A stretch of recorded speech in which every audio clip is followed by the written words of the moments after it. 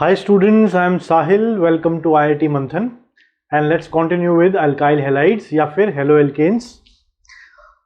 तो हमने last lecture में कहाँ पे कंक्लूड किया था? हम सब्स्टिट्यूशन रिएक्शन पढ़ रहे थे, लेकिन एल्काइल हैलाइड का नहीं बल्कि एराइल हैलाइड का। करेक्ट, यानी हम इसका न्यूक्लियोफिलिक सब्स्टिट्यूशन रिएक्शन हमने ख़त्म किया था लास्ट लेक्चर में। और ये कुछ ऐसे था कि काफ़ी स्ट्रॉन्ग, अगर यहाँ पे बेस होगा, टेम्परेचर प्रेशर बहुत हाई रहेंगे, मतलब ड्रास्टिक कंडीशंस रहेंगी, उसके बाद ये इसमें चेंज हो जाएगा। इसके बारे में और बात करेंगे। इसके मैकेनिज्म के बारे में हम बात कर चुके थे। मैकेनिज्म कैसा था? इसने इस पे अटैक किया। आज उसका दूसरा मैकेनिज्म भी करेंगे और इसके बारे में भी थोड़ी सी बात करेंगे। इसको, इस वाले मैकेनिज्म को बोलते हैं एडिशन एलिमिनेशन रिएक्शन, और जो दूसरा मैकेनिज्म है वो है बेंजाइन मैकेनिज्म। तो दोनों के बारे में बात करेंगे। We'll do some questions also. और आज मोर एल्काइल हैलाइड तो हमारा कंप्लीट हो चुका है, एराइल हैलाइड पे ही बात करेंगे आज।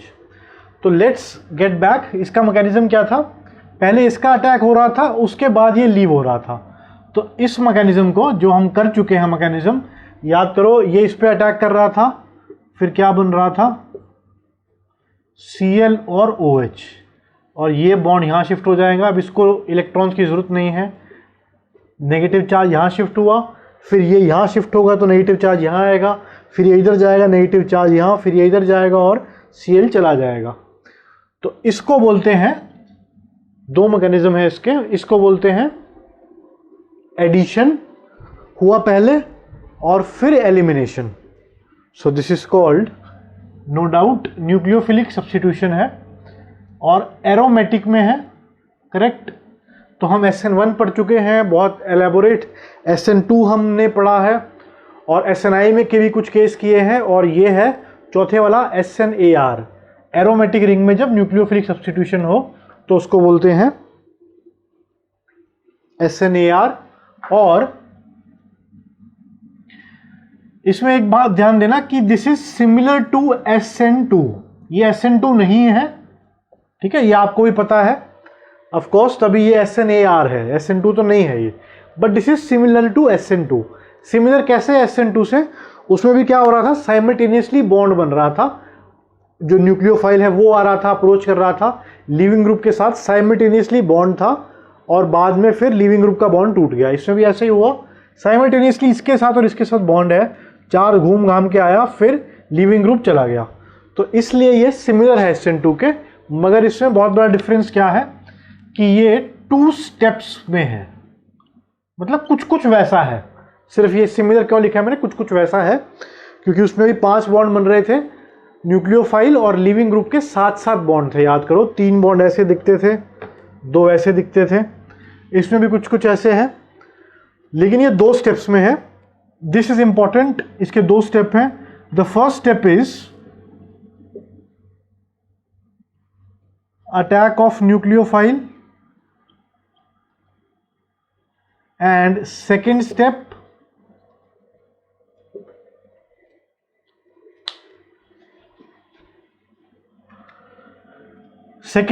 इज लिविंग ग्रुप का बॉन्ड ब्रेक, या फिर लिविंग ग्रुप का जाना। लिविंग ग्रुप का जो बॉन्ड ब्रेक हो वो सेकेंड स्टेप है। नाउ लाइक केमिकल काइनेटिक्स की बात करें तो हमारे दिमाग में आएगा स्लो स्टेप कौन सा है, क्योंकि वही क्या होगा? RDS, rate determining step. So this is also important. This is the slow step. जो इसका अटैक हुआ है वो स्लो है, इसका जाना ना जाना इतना इंपॉर्टेंट नहीं है। और एक और बात, इसका ऑर्डर भी 2 होगा। ऑर्डर इसका भी 2 है, SN2 का ऑर्डर भी 2 होता है, भले वो 1 स्टेप में हो या 2 स्टेप में है। ये ऑर्डर किससे पता लगता है? कि जो रेट डिटरमाइनिंग स्टेप है उसमें कितने कंपाउंड्स या मॉलिक्यूल्स शामिल हैं। करेक्ट, कितने मॉलिक्यूल्स उसमें शामिल हैं। तो इसका जो रेट डिटरमाइनिंग स्टेप है वो फर्स्ट स्टेप है। उसमें कौन कौन से मॉलिक्यूल शामिल हैं? एक तो न्यूक्लियोफाइल का, तो मतलब रेट प्रोपोर्शनल टू न्यूक्लियोफाइल की कॉन्सेंट्रेशन भी, और हमारा PHX, this is aryl halide, मतलब बेंजीन के ऊपर कोई हेलोजन लगा हुआ है, तो दोनों के प्रोपोर्शनल होगी, इसलिए ये ऑर्डर इसका क्या है 2, करेक्ट। SN2 का भी ऑर्डर क्या होता है 2, मगर इसके स्टेप 2 हैं, और first step is the slow step, ना तो कार्बो कैटायन ना carbon ion, but attack of nucleophile. ये बहुत ही इंपॉर्टेंट स्टेप है, क्योंकि इससे एक बहुत अच्छी बात हमारे पास आएगी, वो क्या है, अगर कोई पूछ ले, ठीक है, ड्रास्टिक कंडीशंस भी है इसमें, ऐसे मत सोचना कि ड्रास्टिक कंडीशन नहीं है। ड्रास्टिक कंडीशन क्या होगी, मतलब नॉर्मल कंडीशन के बिल्कुल विपरीत, टेम्परेचर भी 623 केल्विन या 350 डिग्री सेल्सियस और प्रेशर भी 300 ATM, अगर NaOH ही है। चलो एक भी ड्राइंग ग्रुप अगर लगा दें, आप बोल सकते हैं ठीक ठीक सी कंडीशन लो, प्रेशर बहुत ज़्यादा ना लो, टेम्परेचर 423 400 कुछ 58 केल्विन के आसपास लो, तब ये रिएक्शन हो जाएगा, अगर विड्रॉइंग ग्रुप है, और यहां भी NO2 आएगा, correct. Now what I am asking is, अगर ये 4 हमें एग्जाम्पल्स दिए हुए हैं, फ्लोरीन लगा हुआ है, क्लोरीन,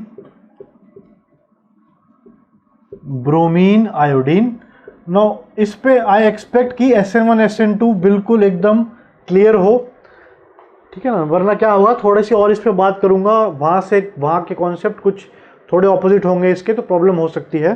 तो SN1 SN2 बहुत अच्छे से क्लियर हो, ठीक है, तभी फायदा है।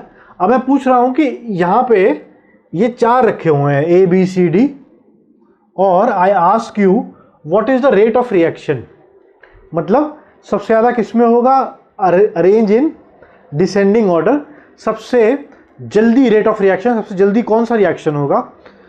नाउ अकॉर्डिंग टू हमारे जो हमने SN1 SN2 में पढ़ा था, उसके अकॉर्डिंग तो देखो लीविंग ग्रुप सबसे अच्छा ये है, तो D शुड बी हाईएस्ट, सबसे ज़्यादा रेट D का होना चाहिए, फिर C का, फिर B का, फिर A का, फिर वहाँ पे कुछ ऐसा यहाँ पे है जो वहाँ से डिफरेंट है, which is what, it is the first step. The first step is what, attack of nucleophile. अब न्यूक्लियोफाइल का अटैक फास्ट, यानी ये जो लीविंग ग्रुप का जो सेकेंड स्टेप है, ये स्लो स्टेप है, मैंने लिखा नहीं, हाँ सॉरी, ये फास्ट स्टेप है, ये स्लो स्टेप है, और RDS भी यही है, रेट इसी के ऊपर डिपेंड करेगा, ना कि इसके ऊपर, इसका कोई स्पीड से रोल नहीं है, ठीक है ना। एग्जाम्पल के तौर पे, जैसे सपोज मुझे एक कार मैन्युफैक्चर करनी है, ठीक है, उसमें से 10 टीम्स बना ली मैंने, एक टीम सीट कवर बना रही है, एक टीम इंजन बना रही है, एक टीम बॉडी बना रही है, एक टीम टायर्स बना रही है, एक इलेक्ट्रॉनिक सिस्टम, इस तरह से सारी टीम है। अब मेरी सबसे स्लो टीम है टायर मेकिंग वाली, ठीक है, स्लो का मतलब है वो 10 दिन में टायर बना रही है, कोई 9 दिन में बना रहा है, कोई 8 दिन में अपना काम कर रहा है, मगर वो 10 दिन में कर रही है। तो एक कार एक्सक्यूज मी कितना टाइम में मैन्युफैक्चर होगी, 10 डेज में। क्यों, क्योंकि टायर के बिना तो मैन्युफैक्चर होने वाली है नहीं, बाकी सब फटाफट असेंबल कर भी ले, मगर ये स्टेप जो है प्रॉब्लम क्रिएट करेगा, तो इसलिए ये फास्ट होता रहे। सपोज 20 एटम पड़े हैं, सब में ये फास्ट हो गया, जब तक ये स्टेप ना हो इसकी बात ही कहाँ, स्लो वाले की बात ही कहाँ। अगर 9 की 9 टीम्स मेरी बहुत फास्ट हैं, सब ने अपना अपना काम कर लिया, पर टायर वाले की स्पीड ही कार मैन्युफैक्चरिंग स्पीड होगी, या फिर रेट ऑफ रिएक्शन डिसाइड करेगी। तो इसमें रेट ऑफ रिएक्शन कौन डिसाइड करेगा कि ये कितनी तेज से अटैक करेगा इसके ऊपर।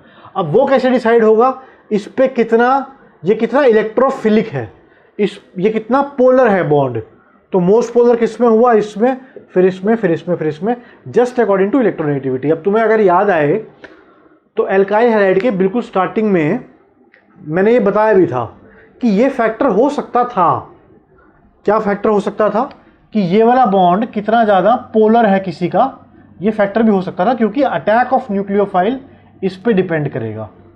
अगर इस पे डेल्टा पॉजिटिव बहुत ज़्यादा है तो इसका अटैक फास्ट होगा, लेकिन वहाँ पे ये रेट डिटरमाइनिंग स्टेप नहीं था, यहाँ पर है, तो वो चीज़ याद रखनी है, क्योंकि ये डिफरेंट है उनसे। एक तो इसके 2 स्टेप याद रखने हैं, ये 2 स्टेप में होता है। First step, attack of nucleophile is the rate determining step, and जितना ज़्यादा पोलर बॉन्ड होगा उतना फास्ट ये रिएक्शन होगा। तो 2 इंपॉर्टेंट कंडीशंस इस वाले रिएक्शन में, ये क्या है, न्यूक्लियोफिलिक सब्स्टिट्यूशन एरोमेटिक, लेकिन उसके अंदर भी दो पार्ट हैं। ये वाला पार्ट कौन सा था, पहले एडिशन हुई फिर एलिमिनेशन हुई, तो इसको याद कर सकते हो, एडिशन एलिमिनेशन वाली ये न्यूक्लियोफिलिक सब्स्टिट्यूशन है, करेक्ट। एलिमिनेशन, सॉरी एडिशन और फिर एलिमिनेशन। तो इस एडिशन एलिमिनेशन में थोड़ी सी और बात करते हैं। एडिशन एलिमिनेशन में हमने लास्ट लेक्चर के आखिरी कुछ मिनट्स में देखा था कि इसको फेवर क्या करते हैं, इलेक्ट्रॉन विड्रॉइंग ग्रुप्स फेवर करते हैं इसको। जितने इलेक्ट्रॉन विड्रॉइंग ग्रुप होंगे उतना रिएक्शन अच्छे से हो पाएगा। और क्या फेवर करता है, good leaving group, good leaving group. ये दो फैक्टर्स इंपॉर्टेंट हैं इसमें। तो जितने ज्यादा आपको पूछे अगर कि इन चारों का रेट क्या होगा, bromine NO2 bromine NO2 bromine NO2 और bromine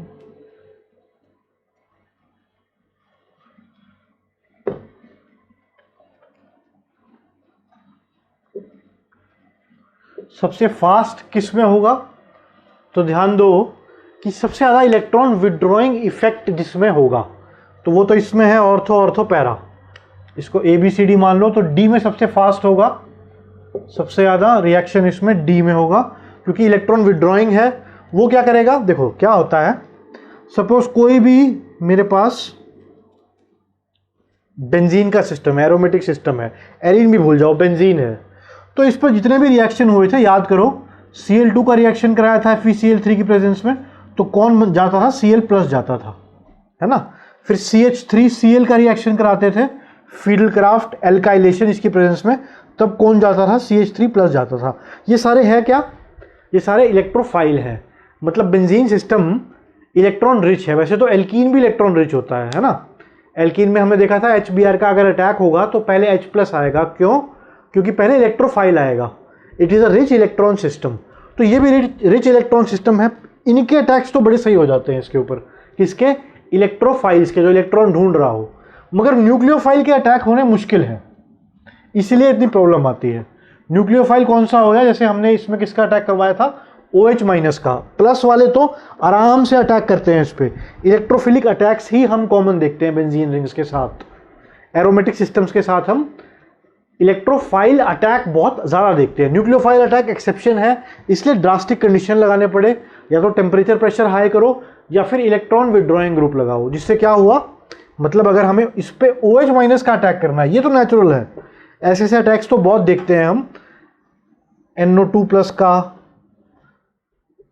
nitric acid in the presence of H2SO4 benzene ring के साथ अगर अटैक करवाएंगे तो ये सारे नेचुरल हैं। इनको इलेक्ट्रॉन चाहिए, इसके पास भरे भरे हैं इलेक्ट्रॉन, ये आराम से अटैक करते हैं, कोई टेम्परेचर नहीं, कोई प्रेशर की दिक्कत नहीं आती, आराम से हो जाते हैं। मगर अगर इसका अटैक करना है, ये क्या है, न्यूक्लियोफाइल, तो इससे इलेक्ट्रॉन खींचने पड़ेंगे। जितना ज़्यादा इलेक्ट्रॉन खींच लेगा सिस्टम, उतना रिएक्शन फास्ट होगा, बढ़िया होगा। Therefore electron withdrawing groups help in SNAR, ये हेल्प करते हैं एडिशन एलिमिनेशन वाले पार्ट में, किस रिएक्शन करवाने में हेल्प करते हैं। नाउ कमिंग टू दिस, ये ऑर्थो पैरा पे है। ऑर्थो और पैरा पे ही फर्क होता है, मेटा पे नहीं होता, है ना। इसके लिए फिर लास्ट लेक्चर के लास्ट में मैकेनिज्म देखो कि जो नेगेटिव चार्ज है वो यहाँ घूमता है, मेटा पे तो आता ही नहीं है। तो अगर ये मेटा पे हो तो रेजोनेंस से तो कुछ कर नहीं सकता, इंडक्टिव इफेक्ट से फिर कर सकता है। रेजोनेंस से तो नेगेटिव चार्ज यहाँ घूमता है। Now coming to these problems, इस पे मैक्सिमम विड्रॉइंग ग्रुप लगे हैं और सही जगह पे लगे हैं, ऑर्थो पैरा। तो मैक्सिमम रेट होगा D का, फिर ABC में दो, सब पे 2 हैं, इस पे ऑर्थो पे हैं, बढ़िया इफेक्ट होगा। C पे भी। अब आए A और B में। B में एक तो ऑर्थो पे है, बढ़िया है, एक मेटा पे है, इसका सिर्फ -I होगा, विच इज़ नेग्लिजिबल। इसमें कोई भी ग्रुप काम पे नहीं है, सिर्फ दोनों का इंडक्टिव इफेक्ट होगा, बहुत ही थोड़ा सा माइल्ड। तो इसलिए ये ऑर्डर आ गया रिएक्शन रेट का। सिर्फ और सिर्फ एक ही लॉजिक लगाना है इसमें कि इलेक्ट्रॉन विड्रॉइंग जितने ज़्यादा ग्रुप होंगे वो बेंजीन को क्या करेंगे, इलेक्ट्रॉन की कमी ले आएंगे, ताकि वो ऐसे ग्रुप से अटैक, जैसे इस ग्रुप का अटैक हो। ताकि क्यों अटैक हो, क्योंकि बेंजीन रिंग के अंदर अटैक करना है और रिंग पे जितना ज़्यादा चार्ज कम होगा उतना अच्छे से अटैक हो पाएगा।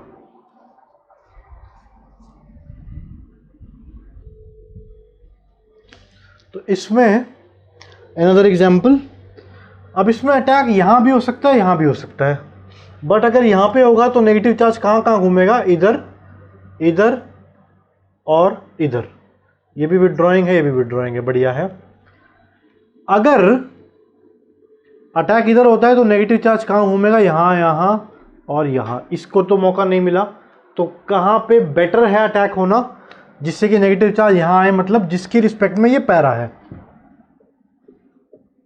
दैट मीन्स अगर एक ही जगह रिप्लेस होना है तो एक्सेस में दिया हुआ है तो दोनों हो जाएंगे, बट अगर एक ही प्रोडक्ट पूछा है तो फिर, या एक ही रिप्लेसमेंट पूछी है, सब्स्टिट्यूशन पूछी है, तो this will be the product.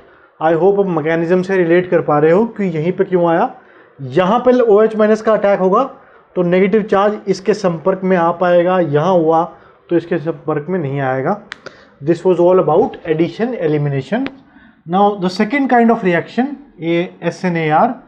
तो दो मैकेनिज्म होते हैं इसके, एक तो तुम देख चुके हो और दूसरा है, ये क्या था, पहले न्यूक्लियोफाइल का अटैक फिर लीविंग ग्रुप जाता है दूसरे स्टेप में। इसमें क्या है, इसमें पहले एलिमिनेशन होगी, पहले एलिमिनेशन होगी और उसके बाद फिर एडिशन होगी। सो उसमें एडिशन एलिमिनेशन, इसमें एलिमिनेशन और एडिशन है। अब एक्चुअली क्या प्रॉब्लम हुई, उस वाले मैकेनिज्म से अगर हम करते हैं, क्लोरीन है यहाँ पे, चलो इसको नाम दे देते हैं इस कार्बन को, ये आइसोटोप हो गया कार्बन का, कार्बन 16, ताकि पता लग जाए कि जो ग्रुप आया है वो कहाँ आया है। तो उस वाले से मैकेनिज्म से अगर करें हम, यहाँ पे NH2 माइनस बेस लेते हैं, चलो, तो क्या हुआ, जो ग्रुप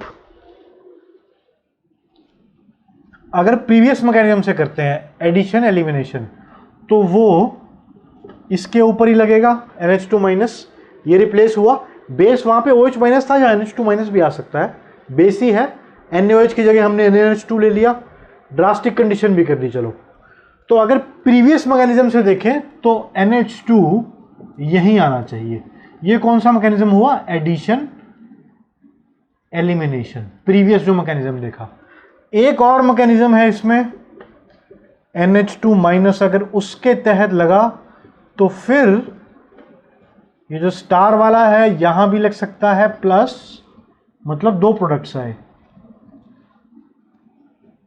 और इनके परसेंटेजेस कितनी आई, 50-50%।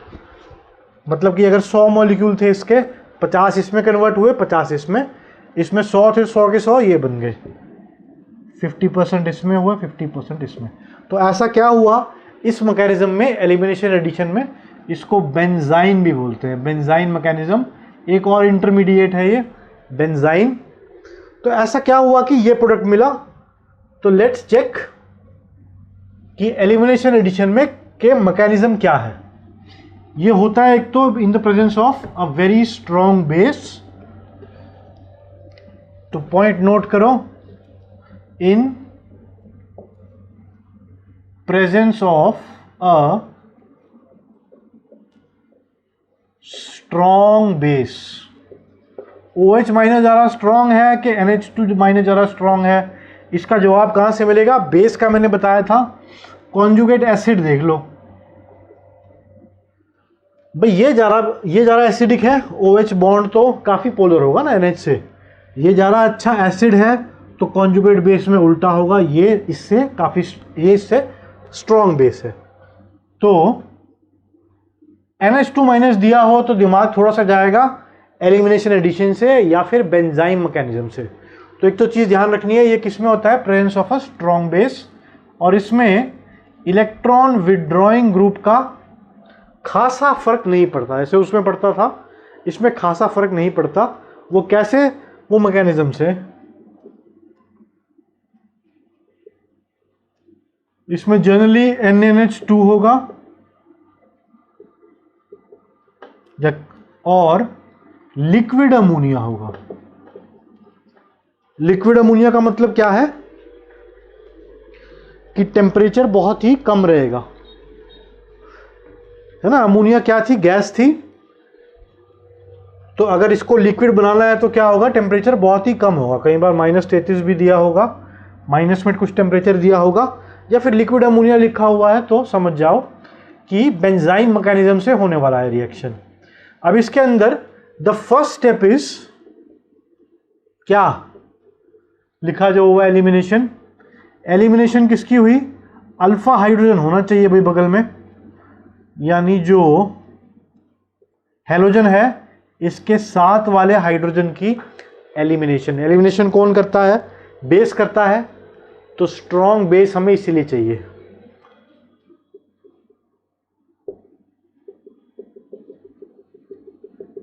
इसकी एलिमिनेशन, इसकी एलिमिनेशन। फिर सेकंड स्टेप,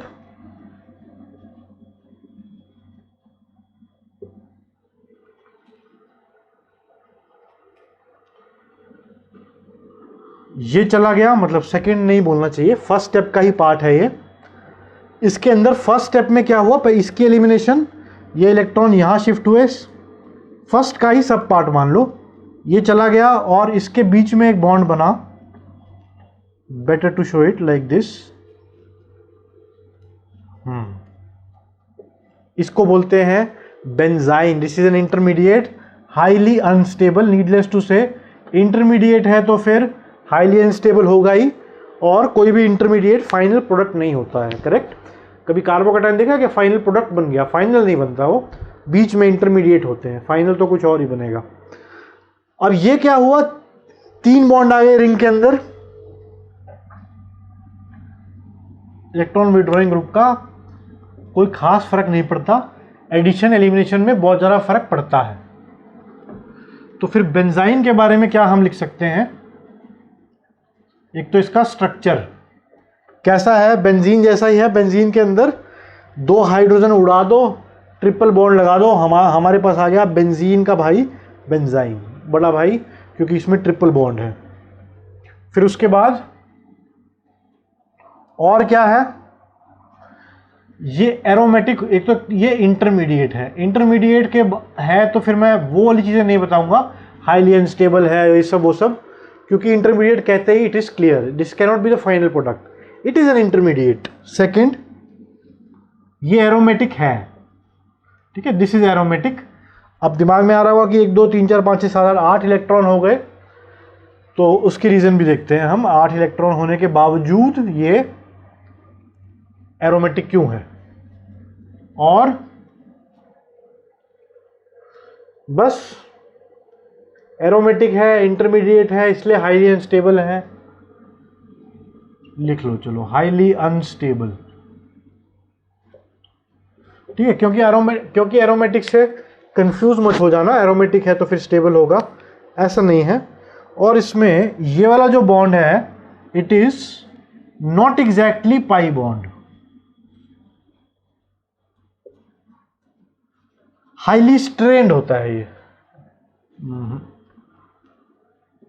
हाईली स्ट्रेन्ड। क्या रीजन है? देखो, ये कार्बन दोनों कैसे हैं? sp3 हाइब्रिडाइज्ड है ना, चारों सिंगल बॉन्ड हो तो sp3, एक डबल बन जाए sp2, और 2 पाई बॉन्ड हो जाए तो कार्बन हो जाता है sp। तो ये कार्बन भी sp बॉन्ड है, ये भी sp है। sp में एंगल कितना होता है?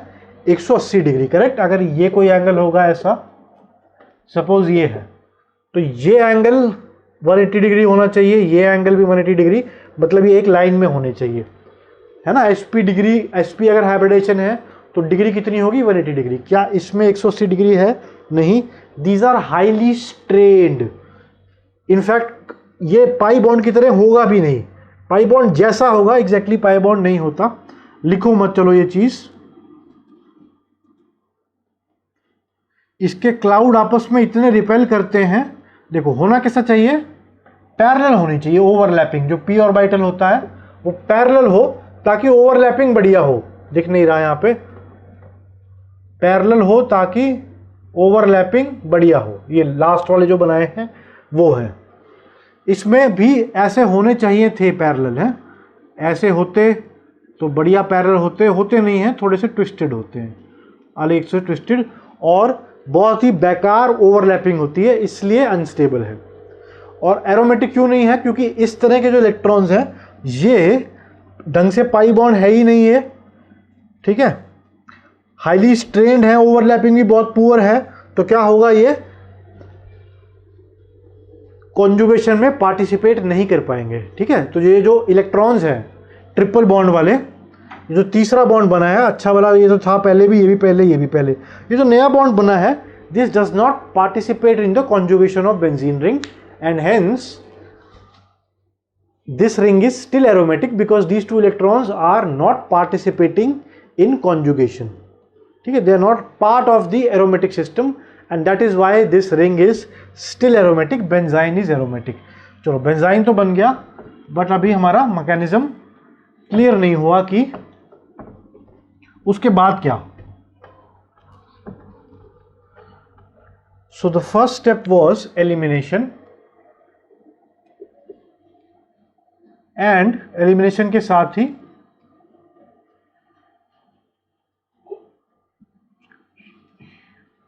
हाइड्रोजन, इसको स्ट्रॉन्ग बेस क्यों चाहिए, क्योंकि हमको पहले एलिमिनेशन करवानी है, और ये इधर आ गए, इसके लिए ये इलेक्ट्रॉन छोड़ गया आपने, ये इलेक्ट्रॉन ले गया, तो इसकी कमी इसने पूरी की शेयरिंग करके, फिर बेंजाइन की फॉर्मेशन हुई, और याद करो इसमें लिक्विड अमोनिया भी है, तो NH3 का अटैक हुआ। अब जो फर्स्ट में बिल्कुल स्टार्टिंग में इंट्रोड्यूस किया था जब ये एलिमिनेशन एडिशन, तो याद करो एक कार्बन स्टार मार्क था, तो मैंने बताया था कि यहाँ इसकी जगह भी आ सकता है बिल्कुल, और बगल वाले के पास भी आ सकता है। तो ऐसा क्यों हुआ, क्योंकि बेंजाइन बनने के बाद इसके लिए ये दोनों बराबर हैं, कोई ग्रुप भी नहीं लगा हुआ आसपास, तो इसलिए व्हाट इट डज इज, ये इसके पास भी जा सकता है NH3, इसके पास भी, अटैक होने के बाद व्हाट हैपन्स, सपोज यहां पे अटैक हो गया NH2H NH3 का, और यहां पे क्या आया, यहां पे अटैक हो गया, इस पे पॉजिटिव चार्ज आ गया, तो फिर इसको इलेक्ट्रॉन की जरूरत नहीं है, इसने इसको छोड़ दिए इलेक्ट्रॉन्स, यहाँ पे नेगेटिव चार्ज आ गया, ये आपस में रिएक्ट कर गए, और ये बन गया, ये डबल बॉन्ड तो है ही, सॉरी ट्रिपल वाला बॉन्ड टूटा है, ये बन गया NH2 और वो बॉन्ड टूट गया। और यहीं पे अटैक यहाँ भी हो सकता था अगर, तो फिर H इसका टूट के वहाँ चला जाता, बात एक ही है। सो this is the benzene mechanism. इसमें क्या हुआ, पहले एलिमिनेशन हुई, बेंजाइन फॉर्म हुआ, फिर एडिशन हुई किसकी, NH3 की। तो ये दूसरे वाला मैकेनिज्म है। कुछ क्वेश्चन देखते हैं फिर थोड़ा और क्लियर होगा।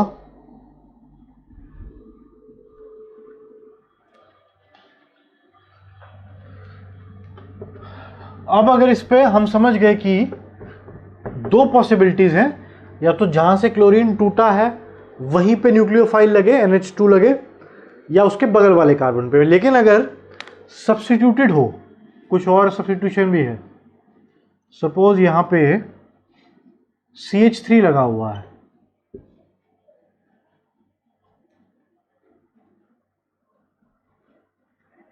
यहां पे क्लोरीन लगा हुआ है, सेम चीज करते हैं, NaNH2 लिक्विड अमोनिया, टेम्परेचर करो लिक्विड अमोनिया।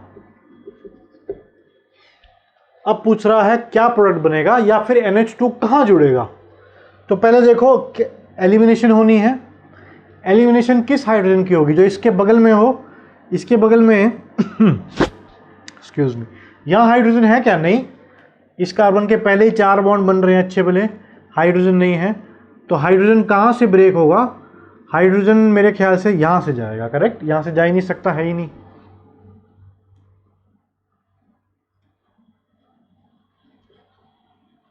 तो क्या हुआ, और फिर क्लोरीन चला जाएगा, यानी बेंजाइन यहां फॉर्म हुई। तो ये तो क्लियर हो गया, यहां फॉर्म नहीं हो सकती, बेंजाइन यहां फॉर्म हुई। फर्स्ट स्टेप हमें समझ आ गया, बेंजाइन हमने बना लिया। सेकेंड स्टेप, NH2 माइनस का अटैक कहां पे हो, या NH3 का या NH2 माइनस कहां पे लगे, मैं ये पूछ रहा हूं।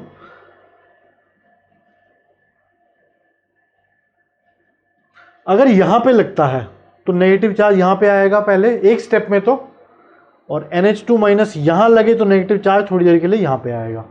नेगेटिव चार्ज कहां पे ज्यादा स्टेबल है, ये कैसा है, इलेक्ट्रॉन डोनेटिंग। नाउ एक चीज और ऐड करो, एलिमिनेशन एडिशन रिएक्शन में जब कोई सब्स्टिट्यूएंट हो और इस तरह से डिसीजन लेना हो, सब्स्टिट्यूएंट है यहाँ पे, कल्ला क्लोरीन था तो फिर अलग बात थी, अब अगर सब्स्टिट्यूएंट है तो कैसे डिसीजन लेना है, इंडक्टिव इफेक्ट से डिसीजन लेना है, इंडक्टिव इफेक्ट से डिसीजन लेना है, रेजोनेंस से नहीं लेना है। ठीक है, लिख लो अभी और थोड़ा सा क्लियर होगा, कुछ और एग्जांपल्स करेंगे तो। हाँ, तो इंडक्टिव इफेक्ट से देखें अगर, तो यहां नेगेटिव चार्ज ज्यादा अनस्टेबल है, क्यों, इसके बगल में इलेक्ट्रॉन डोनेटिंग ग्रुप है, इलेक्ट्रॉन को धक्के मार के और कॉन्सेंट्रेट करेगा यहां पे, तो NH2 यहां नहीं लगना चाहिए, यहां लगे जिससे नेगेटिव चार्ज यहां आए। CH3NH2, अब यहां पे एक दूसरा ग्रुप लेके देखते हैं, let's take NH2, NH2 confusion, चलो OH ले लेते हैं क्लोरीन के साथ, same NaNH2 liquid ammonia. Now benzyne तो ऐसे बनेगा, मतलब जो ट्रिपल बॉन्ड है वो हमें क्लियर है, यहां पे आएगा। अब बात आई NH2 माइनस की, ये मैंने बताया है इंडक्टिव इफेक्ट से सोचना है, रेजोनेंस से सोचोगे तो फिर ये नेगेटिव चार्ज को यहां कॉन्सेंट्रेट करता है, वैसे मत सोचो, सिर्फ और सिर्फ इंडक्टिव इफेक्ट। इंडक्टिव इफेक्ट से मैं देख रहा हूं कि ऑक्सीजन विड्रॉ करेगा इलेक्ट्रॉन्स, तो नेगेटिव चार्ज यहां फेवर होगा, और NH2 यहां लग जाए तो नेगेटिव चार्ज यहां आएगा, वो कुछ तो स्टेबल करेगा इसको, दैट मीन्स इस केस में यहां पे लगेगा, राइट।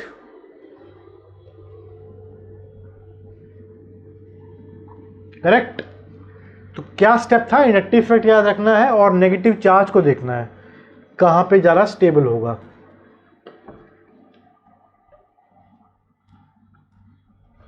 चलो एक और एग्जांपल करते हैं इसका, let's take the case of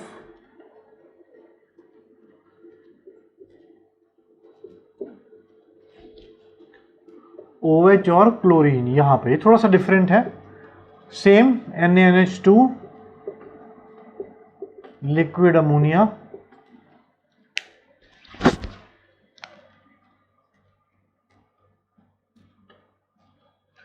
पहले तो बेंजाइन बनेगा कहां, यहां भी बन सकता है, यहां भी बन सकता है, करेक्ट। चलो हाइड्रोजन मतलब एसिडिक, ये भी हो सकता है, ये भी हो सकता है,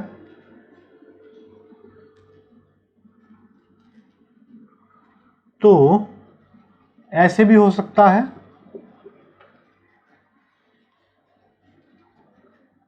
और ऐसे भी हो सकता है।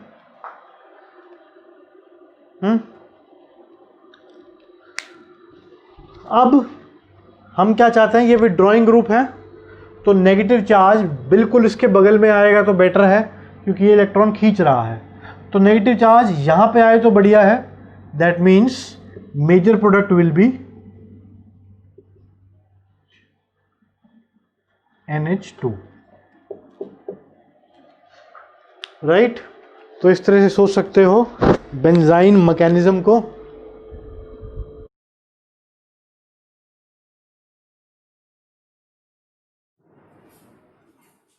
Now coming on to reactions of alkyl halide, इसमें क्या होगा, let's say reactions and rather preparation, preparation भी हम देखेंगे एंड रिएक्शंस। तो अगर इसको हमें फिनॉल से बनाना है या सॉरी बेंजीन से बनाना है तो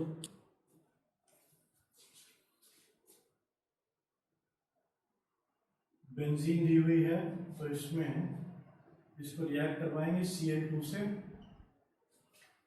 राइट, और in the presence of a Lewis acid जैसे FeCl3 या AlCl3 कोई भी, और उससे क्या होगा, इसके ऊपर क्लोरीन लग जाएगा। तो थोड़ा बहुत वगैरह इसका मेरे ख्याल से देखा हुआ हाइड्रोकार्बन में, लेकिन ये कैसे होता है 3 स्टेप में। First is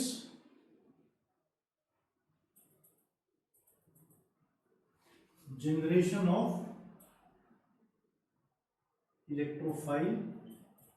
mostly reactions benzene में इलेक्ट्रोफाइल ही करता है, क्योंकि benzene is a very rich source of electrons.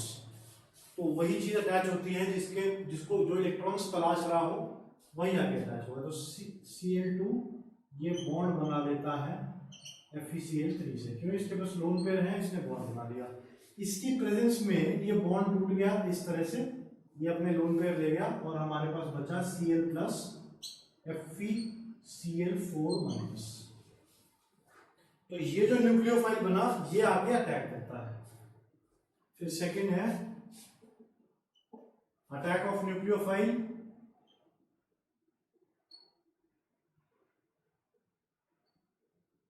Nucleophile ने आके अटैक कर दिया,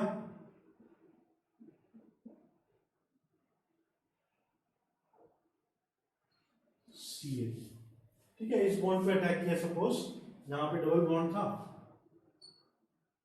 इस कार्बन ने क्या किया, इसके इलेक्ट्रॉन ले लिए और इसको इलेक्ट्रॉन डोनेट कर दिए। तो कैसा बॉन्ड बना, थोड़ी देर के लिए Cl और यहां पे आ गया नहीं पॉजिटिव चार्ज, क्योंकि इसके इलेक्ट्रॉन इसने ले लिए और लेते ही इससे बॉन्ड बना लिया। तो इस कार्बन में तो कोई फर्क नहीं पड़ा, मगर इस कार्बन में क्या आ गया, पॉजिटिव चार्ज। अब पॉजिटिव चार्ज ये सारी जगह घूमेगा, इसके स्ट्रक्चर बनेंगे। पहले यहां पे आएगा पॉजिटिव चार्ज,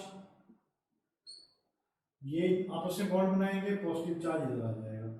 मतलब इसकी मदद किसने की, इस कार्बन ने इसकी मदद की और इसके इलेक्ट्रॉन्स खींच लिए। तो पॉजिटिव चार्ज यहाँ आ गया, फिर ऐसे ये इसकी मदद करेगा, इधर से इलेक्ट्रॉन खींच के पॉजिटिव चार्ज यहां आ जाएगा। फिर उसके बाद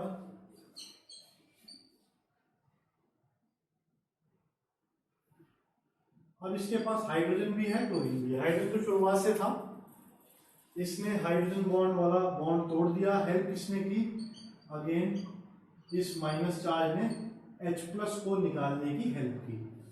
तो ये सेकंड प्रोसेस स्टेप था, which is attack of nucleophile. Attack of nucleophile होने के बाद ये पॉजिटिव चार्ज तीनों लोकेशन पे घूमेगा, एक यहाँ, दो यहाँ, तीसरा यहाँ। और ये चौथा स्टेप है, तीसरा स्टेप है breaking of bond of carbon hydrogen, मतलब रिलीज ऑफ H प्लस। अब इसका रिलीज हो गया तो बढ़िया से इस कार्बन ने भी, मतलब यहां तो बना ही हुआ था, यहां पॉजिटिव चार्ज था, यहां पॉजिटिव चार्ज नहीं आए इसलिए इसने इसके इलेक्ट्रॉन खींच लिए और इस इलेक्ट्रॉन से ये पॉजिटिव चार्ज हटा दिया। अब हमारा क्लोरीन लग गया यहाँ पे। तो this is the method to prepare.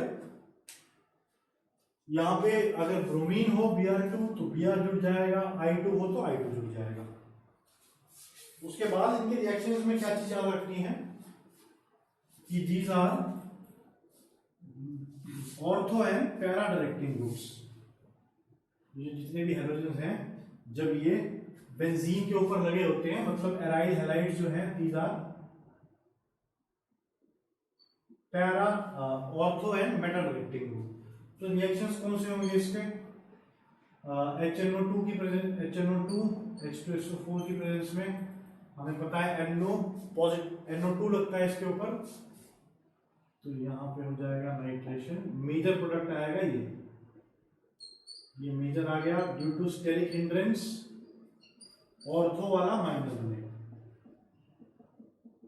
ये माइनर बनेगा ड्यू टू स्टेरिक रीजंस। ऐसे ही कोई और ग्रुप भी लगा सकते हो, कोई और ग्रुप भी लगा सकते हो। सपोज CH3Cl लगा दिया FeCl3 की प्रेजेंस में, अगेन सेम ही होगा। इसको क्या बोलते हैं? Fiddle graft alkylation. अगेन ये इधर शिफ्ट होगा बॉन्ड, Cl माइनस को ये ले जाएगा, ये अपने ये इलेक्ट्रॉन्स इसको दे रहा है, ये अपने इलेक्ट्रॉन्स इसको दे रहा है। तो वही सेम सा मैकेनिज्म होगा, यहाँ पे CH3 प्लस न्यूक्लियोफाइल निकलेगा। फिर वही सारा कुछ जो बिल्कुल पहले पढ़ा था जब अटैक ऑफ Cl2 हुआ था, वो मैकेनिज्म चलेगा। और ये आके अगेन पैरा वाला मेजर प्रोडक्ट होगा, ऑर्थो वाला भी बनेगा, Cl और CH3, राइट। अब और क्या बात जानने के लिए इंपॉर्टेंट है कि ये जो है हमारे हेलोजेंस, ये ऑर्थो एंड पैरा डायरेक्टिव है, अपने आप में एक्सेप्शन है पैरा डायरेक्टिव। मोस्टली पैरा ही मेजर बनता है। एक्सेप्शन क्या है कि ऑल्दो दे आर डीएक्टिविटी, मतलब बेंजीन के ऊपर कुछ इलेक्ट्रॉन डेंसिटी थी पहले, फिर क्लोरीन लगा दिया हमने उसके ऊपर, तो इलेक्ट्रॉन डेंसिटी कम हुई, although they are electron withdrawing, deactivating है, फिर भी ऑर्थो पैरा है। तो ये दोनों दिखाते हैं, प्लस एम भी दिखाते हैं और माइनस आई भी दिखाते हैं। लेकिन फर्स्ट ऐसा केस है कि माइनस आई जीत जाता है, wins, only in the case of alkyl halides. मतलब क्लोरीन, ब्रोमीन, फ्लोरीन, आयोडीन अगर बेंजीन के ऊपर लगे हों तो दोनों इफेक्ट दिखाएंगे, प्लस एम और माइनस आई। हमारा नॉर्मल एक्सपीरियंस और हमने जो पढ़ा है वो ये बताता है कि प्लस एम जीतता है माइनस आई से, सिर्फ और सिर्फ इस केस में माइनस आई जीतता है प्लस एम से। इसका मतलब है जिस इफेक्ट से इलेक्ट्रॉन ढकेल रहा है वो, और एक इफेक्ट से इलेक्ट्रॉन विड्रॉ कर रहा है, जीता कौन सा? विड्रॉइंग वाला। दैट इज वाई बेंजीन पे पहले कुछ इलेक्ट्रॉन डेंसिटी थी और क्लोरीन के लगने के बाद अगर इलेक्ट्रॉन डेंसिटी देखें तो कम हो जाएगी, क्लोरीन इलेक्ट्रॉन खींचेगा अपनी तरफ, क्यों? माइनस आई जीत जाता है प्लस एम से। ऐसे फ्लोरीन, ऐसे आयोडीन और ऐसे ही ब्रोमीन, मगर फिर भी है ये ऑर्थो पैराडायरेक्टिव, क्योंकि जब ये इलेक्ट्रॉन अपने डोनेट करता है तो प्लस चार्ज जो घूमता है वो यहां घूमता है, माइनस चार्ज। इलेक्ट्रॉन जब डोनेट करेगा तो फालतू इलेक्ट्रॉन्स हो गए रिंग पे, वो यहां घूमे। माइनस आई से इसने विड्रॉ तो किया ही, मगर इन जगहों पे प्लस एम की वजह से इलेक्ट्रॉन डेंसिटी उतनी कम नहीं हुई, कम तो हुई है, उतनी कम नहीं हुई। इसलिए कोई न्यूक्लियोफाइल अगर आ रहा है तो उसको देख रहा है, अगर कोई न्यूक्लियोफाइल आया सपोज CH3 माइनस, तो उसको दिखा कि कम तो सभी जगह पे है, लेकिन प्लस एम की वजह से यहां यहां और यहां कुछ इलेक्ट्रॉन डेंसिटी बढ़ गई है, तो वो जुड़ना यही प्रेफर करेंगे। तो दिस इज द रीजन, और यही रिएक्शन है उसके।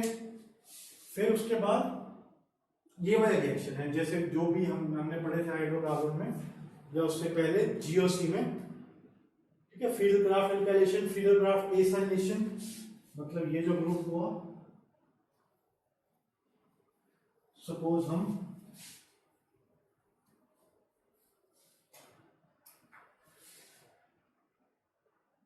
क्लोरीन में ये ऐड कर दें CH3 C डबल बॉन्ड और Cl in the presence of FeCl3, बिल्कुल सेम मैकेनिज्म होगा। ये Cl को ले जाएगा और पॉजिटिव चार्ज यहाँ जाएगा। अब पॉजिटिव चार्ज यहाँ पे बहुत स्टेबल होता है, कोई रीअरेंजमेंट नहीं होती, उस केस में रीअरेंजमेंट पॉसिबल है। इसमें एग्जांपल बताता हूँ, जैसे ये पॉजिटिव चार्ज है, आपको पता है ऑक्टेट कंप्लीट हो जाएगा, CH3 ऑक्सीजन 3 बॉन्ड भी बना सकता है जरूरत आने पर, और पॉजिटिव चार्ज इस पे शिफ्ट हो गया। दिस इज वेरी स्टेबल, इसलिए रीअरेंजमेंट नहीं होती इसकी, इस कार्बोकेटाइन की रीअरेंजमेंट नहीं होती, एज इट इज यहाँ पे जुड़ जाएगा। मतलब कि ये आ गया C double bond O CH, Cl यहाँ पे है, यहाँ पे आ गया C double bond O CH3।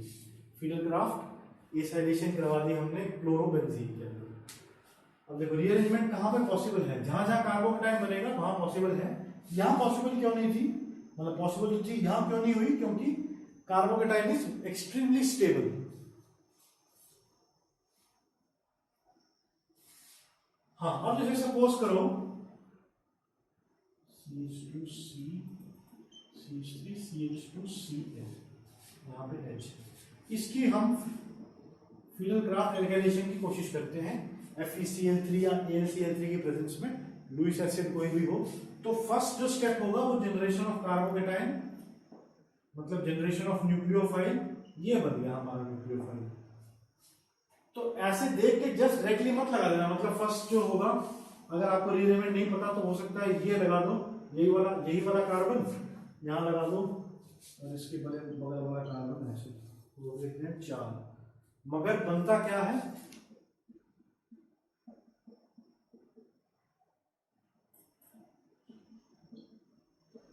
होना चाहिए था ये, अगर रीअरेंजमेंट ना होती दुनिया में, मगर होती है रीअरेंजमेंट, ये शिफ्ट होकर यहाँ पे आएगा, इसकी रीअरेंजमेंट होगी क्या, कैसे, हाइड्राइड शिफ्ट, ये H वाला माइनस अपने इलेक्ट्रॉन लेके H माइनस यहाँ शिफ्ट हो जाएगा, तो यहाँ पॉजिटिव चार्ज आ गया और ये अटैक करेगा फिर पैरा पे, राइट। तो रीअरेंजमेंट जहां होनी चाहिए वहां होगी, किसमें, फिडल क्राफ्ट एल्काइलेशन में, और para here will be the major product.